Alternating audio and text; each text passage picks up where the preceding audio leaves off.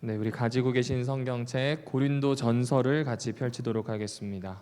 고린도전서 5장 1절에서 3절까지의 말씀입니다. 고린도전서 5장 1절에서 3절까지 같이 읽도록 하겠습니다. 시작. 너희 중에 심지어 음행이 있다함을 들으니 그런 음행은 이방인 중에서도 없는 것이라. 누가 그 아버지의 아내를 취하였다 하는도다. 그리하고도 너희가 오히려 교만하여져서 어찌하여 통하니 여기지 아니하고 그 일 행한 자를 너희 중에서 쫓아내지 아니하였느냐. 내가 실로 몸으로는 떠나 있으나 영으로는 함께 있어서 거기 있는 것 같이 이런 일을 행한 자를 이미 감사합니다. 오늘은 거룩에 대한 이야기를 시작을 해보려고 합니다. 고린도전서에서 꽤 중요한 주제 중에 하나인데 이 주제가 실제적인 문제와 함께 왔기 때문에 저희들에겐 좀 다르게 생각해 볼 수 있는 부분들이 있지 않을까 하는 생각이 듭니다. 일단은 고린도 교회가 들으셨던 것처럼 엉망진창으로 갈라지기 시작을 했습니다. 근데 그 갈라지기 시작했던 이유는 꽤 괜찮은 선생들을 따라가고 분파가 나눠지기 시작하면서부터입니다. 그런데 지금 5장에서 나오는 일은 좀 달라요. 이게 좀 공식적으로 편지를 통해서 어떻게 들은 내용이 아니라 사적으로 들어왔던 내용입니다. 음행이 있다는 겁니다. 그리고 그 음행이 앞에 나왔던 분열이라는 문제와는 그렇게 크게 연결되지 않는 것처럼 보이기도 합니다. 사실은 음행만 있었던 게 아니에요. 지금 우리가 이제 본문을 열어서 앞으로 쭉쭉 살펴보게 될 텐데 세 가지의 도덕적인 문제가 있었습니다. 적어도 전반부에선 그렇습니다. 첫 번째가 부도덕한 자와 어울리는 것과 근친상간에 대한 겁니다. 특별히 아버지의 계모일 수도 있고 첩일 수도 있는데 그 여인을 취하는 일이 공공연하게 모든 성도들이 아는 앞에서 자행되었습니다. 그리고 6장 초반부에서는 교회 안에서 서로 해결하고 교회 안에서 서로 의견을 조율해야 되는데 법정까지 가져갑니다. 그리고 그 법정에서 공방하는 일에 대해서 역시 바울이 이제 이야기를 하게 되죠. 12절부터 나오는 거는 이제부터는 조금 다른 이야기입니다. 이 신자들의 성매매인데 우리가 생각하는 성매매와 그 당시의 성매매는 조금 다릅니다. 그 당시에는 주민등록증을 유지하려면 성매매를 해야 합니다. 쉽게 얘기하면. 내가 고린도에서 그 바로 옆에 있는 그레데 항구를 통해서 나가서 일을 하든 무역업을 하든 길드에 가입을 하려면 주민등록증이 있어야 되는데 그 주민등록증 유지 조건이 뭐냐면 신전에 가서 제사를 드리고 그 제사가 신전 매춘 성매매였습니다. 그러니까 만약에 신전 매춘과 상관없이 산다, 이 말은 무엇이냐면 경제활동을 포기했다는 이야기가 되는 겁니다. 특별히 남자들에게 그게 많이 적용이 됐습니다. 그러니 이제 이런 부분이 있다 보니 교회에서는 꽤 많은 이야기들이 오가게 됩니다. 물론 이제 그 외에도 다양한 이 배경들이 있기는 하지만 이 크게 한 세 가지의 도덕적인 문제가 교회 안에 들어오게 된 것이죠. 그럼 이게 도대체 분열이랑 무슨 상관이 있을까? 맞습니다. 뭐 이렇게 크게 상관이 없는 것처럼 보이지만 근본적인 이유는 하나예요. 계속 바울이 얘기하는 게 있죠. 그게 뭐예요? 교만함이라고 하는 겁니다. 교만함은 바울이 이야기하는 적어도 이 고린도전서에서 교만함은 딱 한 가지예요. 하나님이냐 나냐라고 할 때 나다, 이게 교만입니다. 하나님의 기준이 있고 나의 기준이 있는데 누구의 기준을 앞세울 것인가? 나의 기준을 앞세우겠다. 이것이 근본적으로 밑바닥에 있기 때문에 생기는 일이다. 뭐 이런 이야기를 해주고 있는 겁니다. 자, 그러면 우리는 5장 1에서 한 13절까지 해서 부도덕한 사람들과 어울리는 것, 또 근친상간에 대한 내용을 좀 살펴보려고 하는데 왜 이런 일이 일어나는지 한번 생각을 해보실까요? 왜 이런 일이 일어났을까요? 이미 1장에서 3장에 있는 내용을 쭉 읽어보셨으니 이해를 하셨을 겁니다. 쉽게 얘기하면 과거에 갇혀 있어서입니다. 유통기한이 끝난 음식을 붙들고 먹고 싶어서 침을 흘리고 있는 것과 똑같은 거예요. 하나님께서 만들어주신 새 존재가 되었는데 여전히 과거에 붙잡혀 있기 때문이다. 이게 지금 이렇게 이야기하는 겁니다. 조금만 더 생각을 해보시면 이런 내용이 있습니다. 여러분, 십자가의 능력이 어떤 힘이 있는가라는 질문에 대한 답을 하고 있는 거예요. 알고 계시는 것처럼 십자가의 능력은요, 새 사람, 새로운 사람을 만드는 일을 합니다. 이걸 자유라고 많이 표현합니다, 바울은. 그런데 지금 이 자유를 스스로 억압해버리는 일들을 자행하고 있다는 이야기를 해주고 있는 거죠. 왜 이런 이야기가 일어날까요? 도대체 왜 이런 이 행태들이 자꾸 일어나게 되겠습니까? 글쎄요, 뭐 여러 가지가 있을 것 같습니다. 그러나 한 가지 분명한 건요, 분열과도 연관은 되어 있다는 겁니다. 분열하다 보니 이런 일들도 발생한다는 겁니다. 이 분열 때문에 생긴 일은 아니지만 분열이 계속 있다 보니 이런 도덕적인 문제들도 야기된다는 겁니다. 이 사람이 분열되면요, 무관심해집니다. 어떻게 된다고요? 무관심해져요. 하나일 때는 서로 관심을 가지고 서로가 서로에게 지켜주는 역할을 하거든요. 근데 분열하면 무관심해집니다. 교회 안에 누군가가 가지고 있는 도덕적인 문제에 대해서 해이하게 생각하고 방조할 가능성이 굉장히 높아지게 되는 겁니다. 자, 그렇다고 한다면 이 5장에 있는 내용은요, 그냥 쉬쉬하면서 아니 뭐 이런 이야기를 설교해라고 하면서 이렇게 치워놓을 내용은 아닌 것 같아요. 실제로 우리가 살고 있는 세상에서 겪고 있는 문제이기도 하고 또 동시에 고린도 교회가 가지고 있었던 문제이기도 하기 때문에 면밀히 살펴봐야 합니다. 특별히 이것이 교만함과도 연결되어 있고 분열 때문에 나타나는 어떤 방조에 대한 이야기도 있다면 이 부분을 잘 살펴서 오늘 우리가 어떤 방식으로 받아들일 수 있을지를 생각해야 하겠다, 뭐 이런 생각을 하게 되었습니다. 그래서 이 내용을 한번 사역을 해보았습니다. 헬라어로 되어 있는 이 성경을 한번 천천히 번역을 했는데 읽어드리면 다음과 같습니다. 제가 읽어드리겠습니다. 심지어 여러분 중에 음행이 있다는 말이 들립니다. 그것도 이방인 중에서조차 용납되지 않는 그런 음행 말입니다. 어떤 사람이 아버지의 아내를 데리고 산다니요. 그런데도 여러분은 우쭐대고 있군요. 오히려 이 일을 마음 아파하면서 이런 일을 자행한 사람을 여러분의 공동체에서 제거했어야 하지 않습니까? 하지만 저로서는 비록 몸으로는 떨어져 있어도 영으로는 함께 있기에 여러분과 함께 있는 사람으로서 이런 식으로는 이 일을 저지른 사람을 이미 심판했습니다. 여러분이 우리 주 예수의 이름으로 함께 모였을 때, 그리고 제 영도 우리 예수의 능력으로 함께 있을 때 여러분은 이런 사람을 사탄에게 넘겨주어 그 육체가 파멸되게 해야 합니다. 그 영은 주 예수의 날에 구원받을 수 있도록 말입니다. 굉장히 단호하죠? 단호한 이야기가 나옵니다. 그럼 하나씩 살펴볼까요? 제일 처음에 시작하는 이야기는 심지어입니다. 심지어, 너무나 번역을 잘 해놨죠? 심지어 이런 일이 일어났어요. 앞에 있는 분열만 문제가 아니라 이런 도덕적인 문제도 일어났다는 걸 이야기하는 겁니다.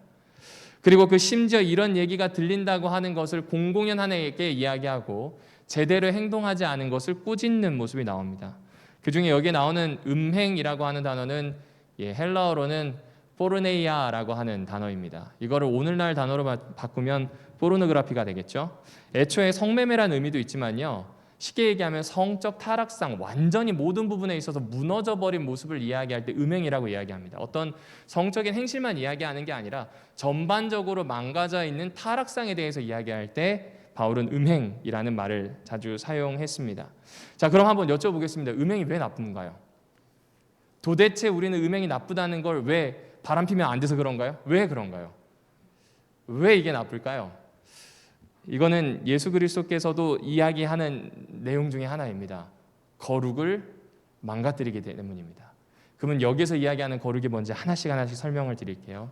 간음하지 말라는 건 십계명의 7번째 계명입니다. 그리고 이 간음하지 말라는 거에 대해서는 늘 엄격하게 대우하셨습니다. 특별히 우상 숭배하는 것과 음행하는 것을 같은 선상에 놓을 만큼 이거는 말도 안 되는 범죄로 취급하셨습니다. 그런데 음행이 도대체 왜 이렇게 강력하게 처벌을 받아야 하는가라고 이야기한다면 바울은 우리에게 또 다른 곳에서 이렇게 이야기해주고 있습니다. 성경책을 잠시 보실까요? 고린도전서 6장입니다. 고린도전서 6장 18절입니다. 6장 18절과 19절에 있는 말씀을 잠시 좀 살펴보실까요? 음행을 피하라. 사람이 범하는 죄마다 몸 밖에 있거니와 음행하는 자는 자기 몸의 죄를 범하였느니라. 19절 너희 몸은 너희가 하나님께로부터 받은 바 너희 가운데 계신 성령의 전인 줄 알지 못하느냐? 너희는 너희 자신의 것이 아니라 라는 표현이 나오게 됩니다. 여러분, 다른 죄들은 쉽게 얘기하면 몸 밖에서 일어나요. 누군가에게 도둑질을 해서 작물이 생기잖아요. 몸 안에 있는 겁니까? 몸 밖에 있는 겁니까? 몸 밖에 있는 거예요. 그런데 음행은 희한하게 자기 몸으로 하는 거예요.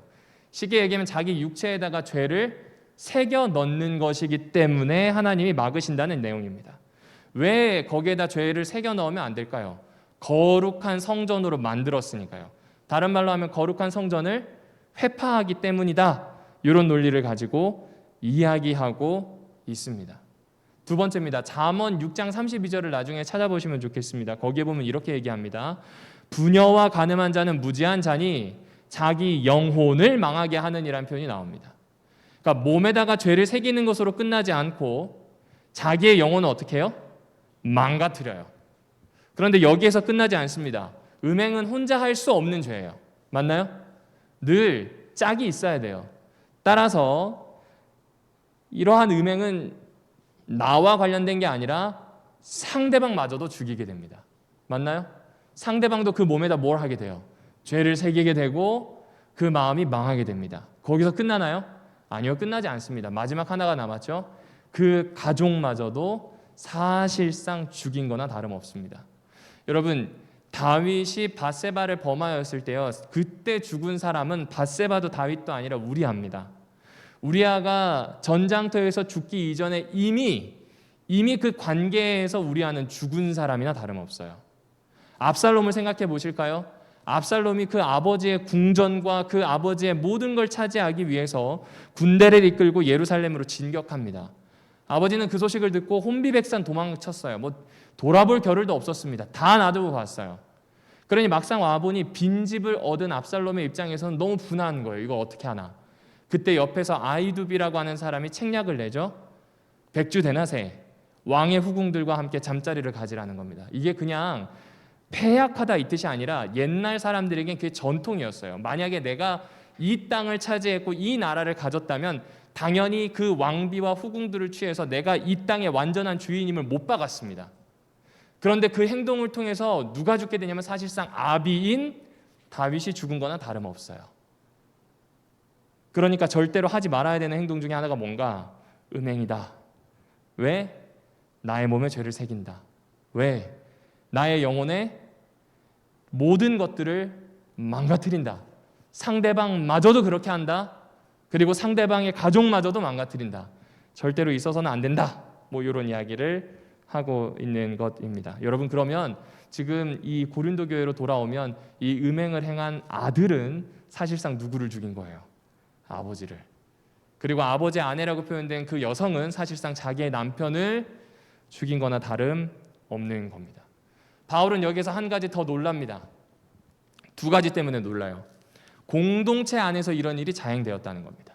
그러니까 교회 공동체 안에서 일어난 일이에요. 이 남의 집 이 막장 드라마가 아니라 교회 안에서 일어난 일이에요. 그리고 두 번째입니다. 이방인들도 이런 일은 해요, 안 해요? 할 수는 있죠. 하지만 이방인들에게도 용납되지 않는 게 어디에서 일어났어요? 교회 안에서 일어났어요. 엄청난 일이 일어나게 된 겁니다. 여러분, 1절에 나타나지 않는 건요, 그 아버지가 생존해 계신지에 대한 얘기가 없더라고요. 그리고 구체적으로 이 두 사람의 좋지 않은 관계가 어떤 모양인지 설명을 하지 않고요, 배우자의 동기, 이 도대체 이렇게 한 이유가 뭔지 이 배우에 대한 동기가 없습니다. 그러니까 그냥 사건만 이야기한 겁니다. 그래서 이걸 곰곰이 생각해 보니 딱 하나를 이야기해 주고 싶어 하는 것 같아요. 여러분, 성도의 범죄는요, 드러납니다. 안 드러날 수가 없습니다. 심지어 바울은 이걸 들었다라고 표현하잖아요. 1절에. 이게 미완료더라고요. 계속 들은 거예요. 에베소라고 하는 먼 곳에 떨어져 있었는데도 불구하고 계속 들리는 소식이 어느 성도가 이랬다더라 하는 이야기가 계속 들리게 되었다는 겁니다. 자, 그렇다고 한다면 이렇게 모든 것이 만천하에 밝혀진 사람의 입장에서 한번 생각을 해봅시다. 앞으로 다시는 이런 행동을 할까요, 안 할까요? 여러분, 잘 나가고 있던 누군가가 자신이 가지고 있었던 과거의 과오, 특별히 음행과 관련된 문제 때문에 낙마하게 된다면 다시는 그 일을 혹은 다시는 그 사람을 만나겠습니까? 만나지 않겠습니까? 자신을 망하게 한 그것들을요, 다시는 하지 않겠죠. 맞습니다. 하나님은 살아계셔요. 하나님은 살아계시기 때문에 이 문제를 공공연하게 보였다고 하는 것은 당장 그 문제가 해결되는 과정에서는 아프겠지만 적어도 그 당사자에게는 다시는 그것을 범하지 않을 수 있는 기회가 되지도 않을까 하는 생각을 해봅니다. 동시에 조금만 더 다르게 생각해 보면 들키지 않는 경우가 있어요. 끝까지 안 들킬 수도 있거든요. 끝까지 안 들킬 수가 있는데 이건 안 들킨 게 아니에요. 이미 아셔요. 누가 아실까요? 하나님이 아세요. 이미 아신다는 건 어떤 이야기예요? 이미 아심에도 불구하고 내 이 죄가 만천하에 드러나지 않았다는 건 기회를 주고 계신다는 거예요. 참고 계신다는 걸 이야기해 주고 있는 겁니다. 이게 음행이든 아니든 똑같습니다. 들통나지 않았다면 안도할 게 아니라 돌이켜야 할 때라는 겁니다. 그리고 들통이 났다면 이제부터는 하나님께서 역사하시도록 성도들도 도와야 되고, 들통 났다면 이제부터는 하나님의 역사하심을 가지고 그 자리를 지켜야 됩니다. 만약 누군가 그 문제를 가지고 거의 교회에서 출교될 만큼 잘못한 게 드러났음에도 불구하고 이 사람이 신앙을 이어가잖아요. 그러면 이 사람에게는 대단한 마음이 있는 거예요. 어떤 의미에서는 끝까지 하나님 앞에 서려고 하는 그 마음을 보아줘야 한다는 것도 바울은 오늘 이야기에서 하게 될 겁니다. 그러니까 중요한 건 이거예요. 음행의 구체적인 어떤 행동이나 모양을 이야기하려는 게 아니에요. 이미 관계가 부적절하게 된 것이 옳지 않다는 걸 알리는 거예요. 거룩한 거에서 벗어났다는 겁니다. 다시 거룩을 회복해야 돼요. 다시 살려놔야 되고 다시 생명을 얻어야 한다는 이야기를 이곳에서 보여주고 있는 겁니다. 그런데 교회는 그 부분에 대해서 미비하게 움직이는 겁니다. 그래서인지 음행한 사람에 대한 이야기보다는 교회에 대한 질타가 더 강력합니다. 왜 그럴까요? 부적절한 관계를 부적절한 방식으로 대하고 있는 교회를 탓하고 새롭게 하고 싶은 것이 바울의 생각이기 때문에 그렇습니다. 그러니까 이건 단순히 음행의 문제가 아니라 어떻게 거룩한 삶을 향해 나아갈지에 대한 이야기를, 어떻게 거룩을 회복할지에 대한 이야기를 바울이 지금 하려고 하는 것입니다. 그러면서 바울은 이렇게 이어갑니다. 같이 읽어주실까요? 시작. 그런데도 여러분은 우쭐대고 있군요. 오히려 이 일을 마음 아파하면서 이런 일을 자행한 사람을 여러분의 공동체에서 어떻게 해야 된다고요? 그렇죠. 제거해야 돼요. 바울의 관점에선 분명해요. 제거하지 못한 이유가 뭘까요? 미루어 짐작할 수 있죠. 첫 번째, 사회적인 분위기예요. 다 그렇게 해요. 물론 이방인도 하지 않는 용납받지 못할 일을 하긴 했지만 기본적으로 다 그렇게 해요. 어쩌면 그게 트렌드가 될 수도 있어요. 두 번째입니다. 고린도는 처음에 배경을 설명드렸을 때 말씀드렸던 것처럼 위상과 명예와 부유함이라고 하는 이 세 가지가 꼬박꼬박 들어있는 교회예요. 그러니까 어쩌면 지금 이 죄를 범한 사람이 적어도 교회 안에서 힘께나 쓰는 사람인지도 모르겠어요. 영향력이 있거나 그것 제외하고는 괜찮은 사람인지도 모르겠어요. 하지만 바울은 그런 거 생각하지 말아야 된다고 이야기해요. 생각하지 말고 요거는 끊어내야 한다라고 표현을 하고 있습니다. 현실적인 기준이, 세속적인 생각들이 하나님의 기준을 넘어선 거예요. 교만하게 된 거예요. 그러니 여기에선 다시는 거룩함이 피어오를 수가 없어요. 그러니 정리해야 합니다. 왜 교회가 그렇게 하지 않았는가라는 이야기를 하죠. 그러면서 바울은 굉장히 유려한 방식으로 3절에 이렇게 표현합니다. 저는 몸은 떨어져 있는데 영은 여러분과 함께합니다. 4절에도 보면 영은 여러분과 함께합니다. 5절에도 영에 대한 이야기가 나오거든요. 셋 다 똑같이 푸뉴마예요. 그런데 번역할 때 영이라고 하니까 너무 어려운 것 같아요. 그냥 3, 4절을 마음으로 두고 읽으시고 5절을 영으로 두고 읽으시면 좋을 것 같아요. 지금 떨어져 있지만 바울은 이 고린도 교회 사람들과 마음이 함께하고 있어요. 그리고 당신들이 결정할 때 내 마음도 사실은 어디에 있다고 표현해요? 그 교회에 있다는 표현을 하고 있습니다. 3절 다시 읽어드릴까요? 하지만 저로서는 비록 몸으로는 떨어져 있어도 마음으로는 함께 있기에 여러분과 함께 있는 사람으로서 이런 식으로 일을 저지른 사람을 이미 심판했습니다. 4절 여러분이 우리 주 예수의 이름으로 함께 있을 때 그리고 제 마음도 우리 주 예수의 능력으로 함께 있을 때라는 표현을 씁니다. 바울이 지금 하고자 하는 얘기가 느껴지시나요? 여러분이 했어야 되는 판단이 이거예요 라고 이야기하면서 모여서 해야 하는 판단은 마치 마태복음 18장에 나오는 예수님이 교회 안의 죄를 해결하는 방식처럼 하셨어야 해요 라는 이야기입니다. 그 방식이 어떤 방식입니까? 징계를 할 때 첫 번째, 잘못한 사람이 있다면 개인적으로 찾아간다. 두 번째, 그가 그걸로도 말을 듣지 않을 때는 두세 사람 증인과 함께 가서 설득한다. 그래도 되지 않을 때는 교회 앞에 세운다. 그가 그래도 돌이키지 않을 경우에는 출교시킨다. 그리고 이 출교시키는 이 모든 절차를 보고 사람들은 알게 돼요. 하나님이 결정하셨다. 심지어 예수 그리스도도 이 결정에 나는 무조건 동의한다. 이 교회에서 쫓아냈기 때문에 동의한다는 얘기가 아니겠죠. 사람들이 모여서 한 마음으로 거룩함을 회복하려고 할 때 하나님은 그곳에 함께 하시고 그들의 결정을 자신의 결정으로 받아들이신다는 이야기예요. 그래서 나왔던 이야기가 네가 땅에서도 매면 하늘에서도 매인다는 이야기가 여기에서 나오는 겁니다. 아무렇게나 기도하는 모든 것을 이루어 주시겠다는 게 아니라 이 땅에서 교회로서 거룩함을 가지기 위해 하는 모든 행동들은 하나님이 지원하시겠다는 거예요. 자신의 뜻으로 받아들이시겠다는 이야기를 하고 있는 겁니다. 그래서 요약하면 이런 내용입니다. 징계 결정에 있어서 하나님과 예수님 자신의 권위를 부여하고 계세요.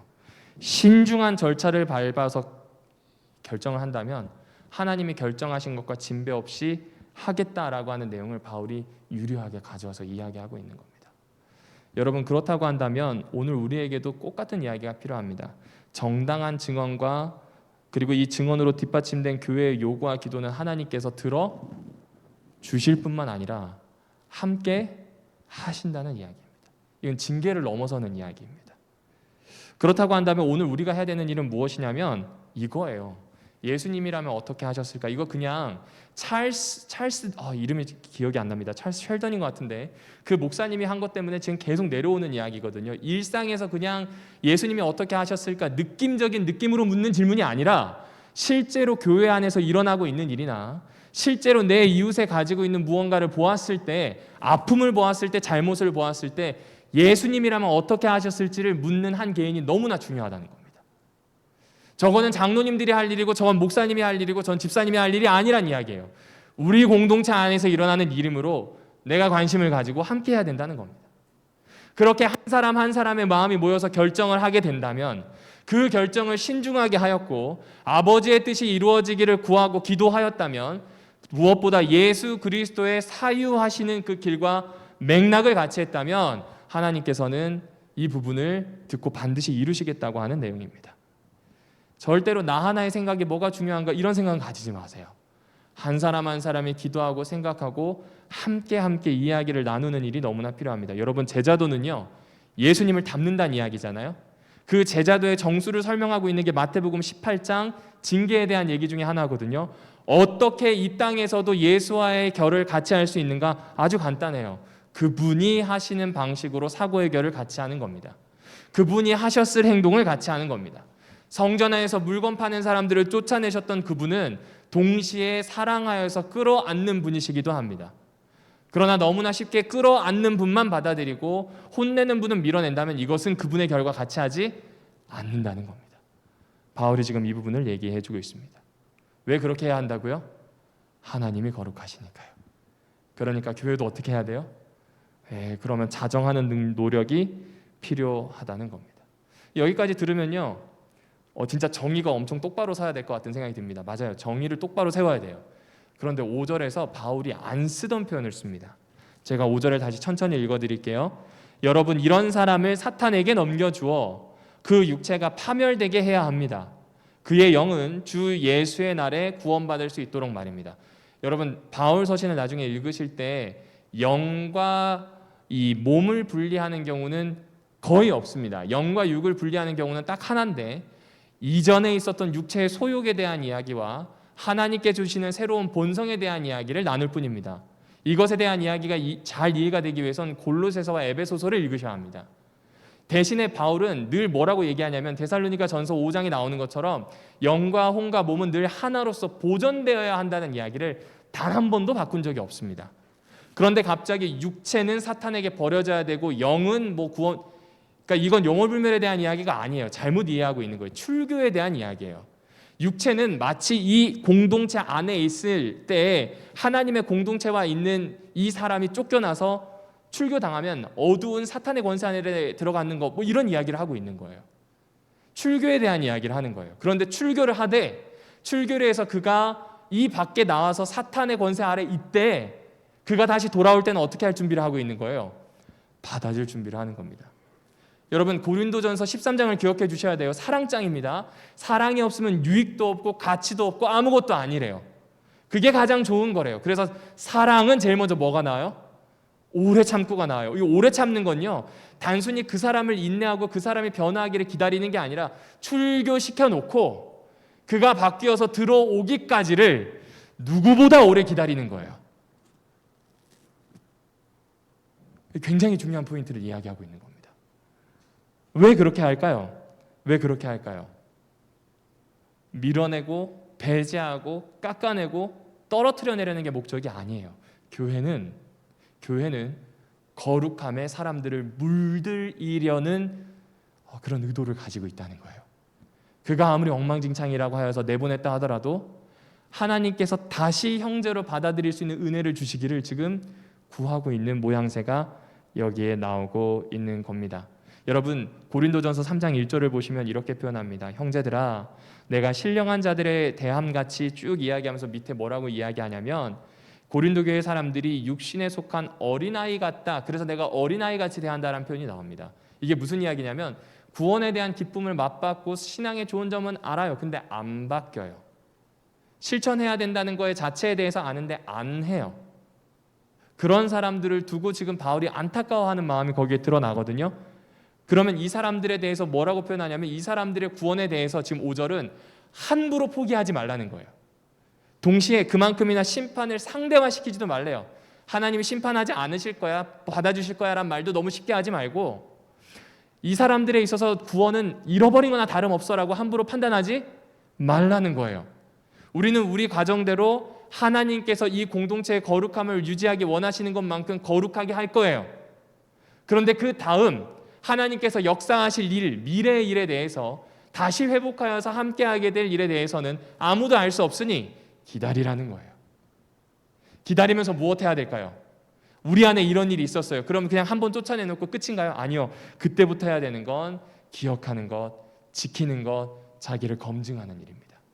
그래서 바울은 고린도전서에서 강력한 한마디를 합니다. 너희는 나를 본받아라. 왜 이런 이야기를 하는지 이제 대충 이해가 되시죠? 그렇습니다. 우리는 누구를 본받아야 돼요? 예수를 본받아야 돼요.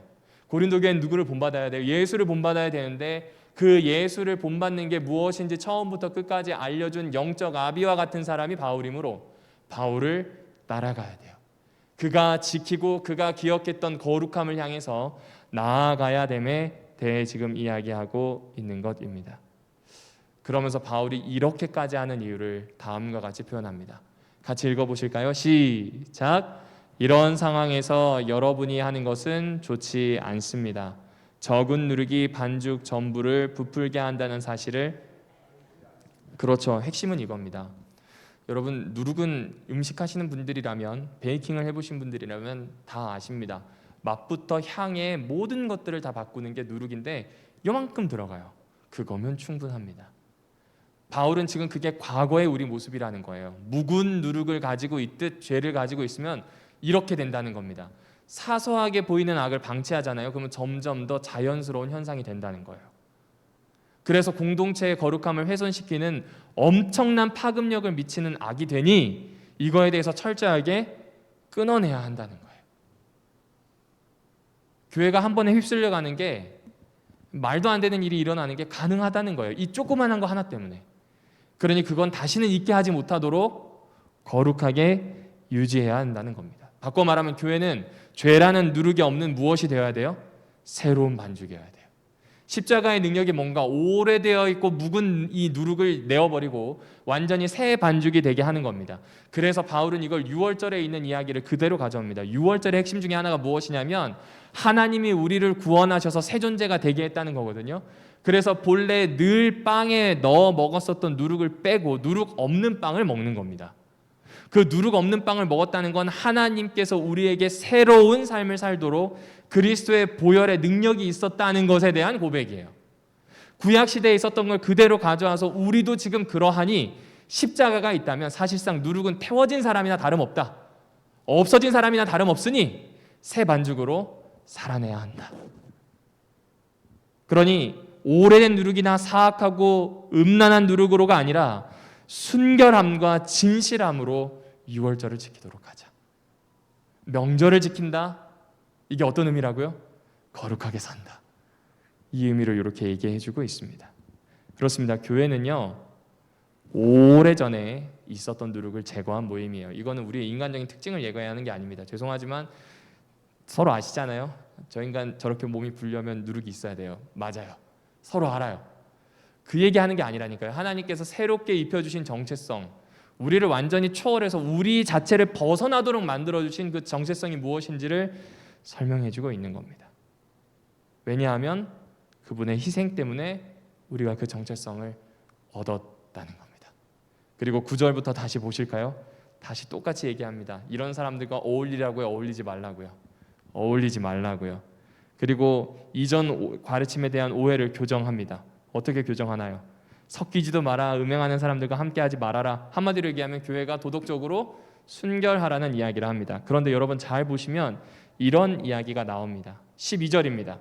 밖에 있는 사람들을 판단하는 것이야 내게 무슨 상관이 있으리오마는 교회 안에 있는 사람들이야 너희가 판단하지 아니하랴 라는 표현이 나옵니다. 여러분, 음행하는 사람이나 우상을 숭배하는 사람이나 아니면 별의별 성경에서 이야기하는 하지 말라는 걸 하는 사람들이 있는 세상을 우리는 살고 있어요. 그렇죠? 그 세상에서 살고 있습니다.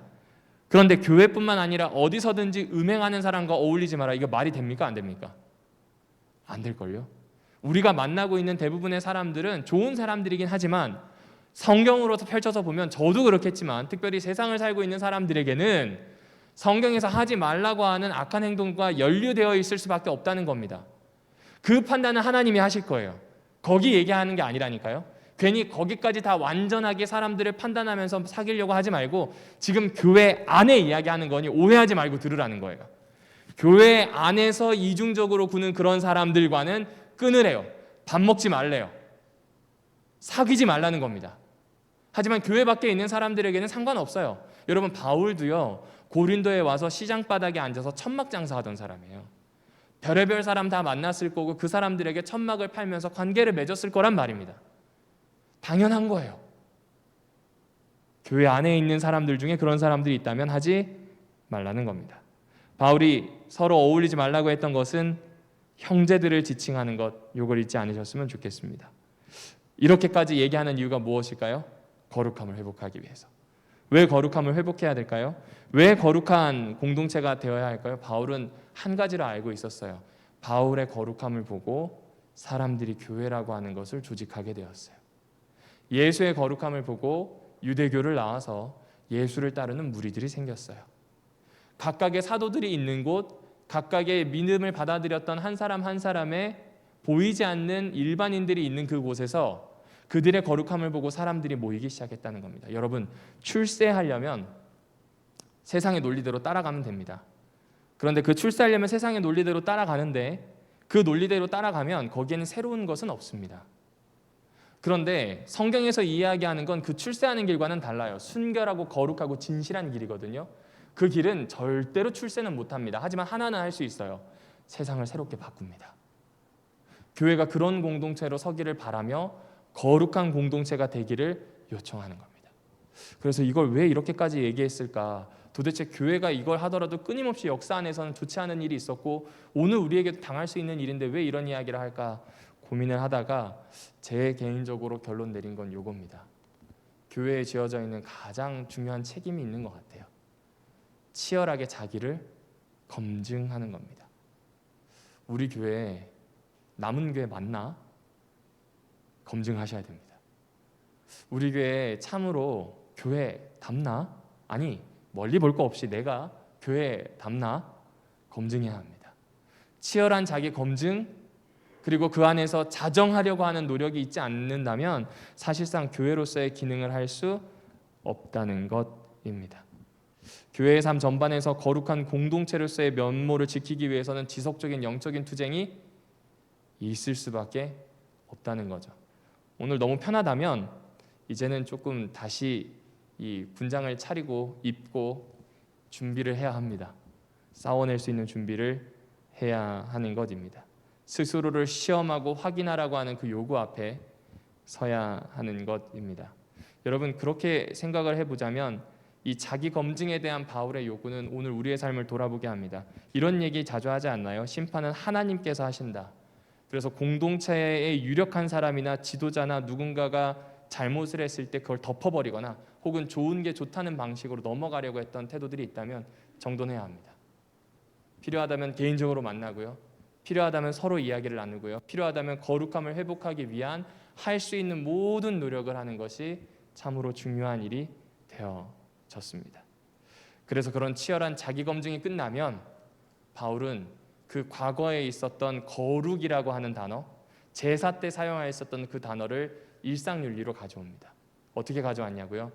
번제를 드린다, 거룩하게 한다라고 하는 이 모든 제사를 일상으로 가져왔다. 그래서 모든 일상을 예배처럼 만들고 제사처럼 만들었다가 아니에요. 바울이 이야기하는 건 이거예요. 몸으로 살아가는 일상 전체가 사실상 하나님을 향하는 거룩한 행동이 돼야 된다는 겁니다. 이게 고린도전서에서 시작해서 로마서 12장에서 마무리되는 결론입니다. 우리는 몸을 입고 살아가잖아요. 그 몸을 입고 살아가는 일상 전체가 어디를 향해서 나아가야 돼요? 순전함, 진실함, 거룩함을 향해 나아가는 예배의 행동이 되어야 한다는 겁니다. 다양한 방식으로 교회 밖의 사람들을 접촉했을 겁니다.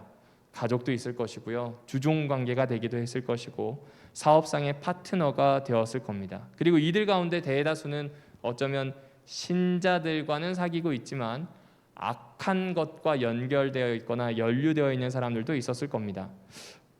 하지만 그렇다고 해서 이것이 신앙을 하고 있는 신자들에게 직접적인 영향을 미치지 않는 한 바울은 그렇게 크게 개의치 않았습니다. 그래서 믿지 않는 자가 믿지 않는 방식으로 음식을 하더라도 바울은 그걸 먹는 것을 거리게 하지 않았습니다. 나중에 살펴볼 고린도전서 10장 27절에 나옵니다. 믿지 않는 배우자와 일부러 이혼할 필요도 없습니다. 역시 7장 12절과 14절에 나옵니다. 왜 그럴까요? 그들과 맺고 있는 관계에 대해서 그렇게까지 할 필요가 없다는 겁니다. 일부 신자의 염려와 달리 불신자의 부정함이 신자의 거룩함을 훼손하지 않습니다. 오히려 신자의 거룩함이 불신자들에게 좋은 영향력이 될 가능성이 훨씬 크기 때문에 그렇습니다. 그리고 우리 입장에선 이거는 죄송하지만 어려운 싸움이에요. 남다른 긴장감이잖아요. 세상을 향해서 활짝 열려 있지만 세상과는 다른 방식으로 살아야 돼요. 이 쉬워요, 어려워요? 실패가 더 많겠습니까? 성공이 더 많겠습니까? 당연히 실패가 많죠. 이런 팽팽한 줄다리기에서 승리할 수 있는 방법 없습니다. 체력이 무제한으로 있지 않는 한 이런 줄다리기는 100% 집니다. 그럼에도 불구하고 이 줄다리기에 참석했기 때문에 오늘날 사회의 좋은 모습들의 기초가 바울이 얘기했던 것에서 나왔고요. 노예제도 사라지고 성적인 문제에 대해서 많이 법제되고 이런 것들이 서구에 있는 모든 것들은 다 바울에게서 나왔다라는 표현을 하더라고요. 그럼 이제는 우리 차례이지 않을까요? 이제는 우리 차례예요. 그 과거에 있었던 이야기를 오늘 우리에게 가지고 오는 겁니다. 너희가 먼저 거룩하라라고 하는 하나님의 이야기를 오늘 우리 삶에 가져와서 시작을 해보는 겁니다.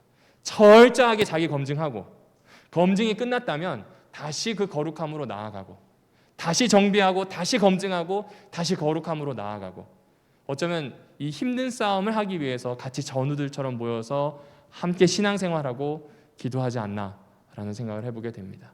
바라건대 사랑하는 오남교회 모든 성도님들의 삶이 너희가 거룩하라라고 하는 그 부르심에 합당한 삶으로 살아낼 수 있는 그런 귀한 은혜가 있기를 주님의 이름으로 축복합니다. 잠시 기도하겠습니다.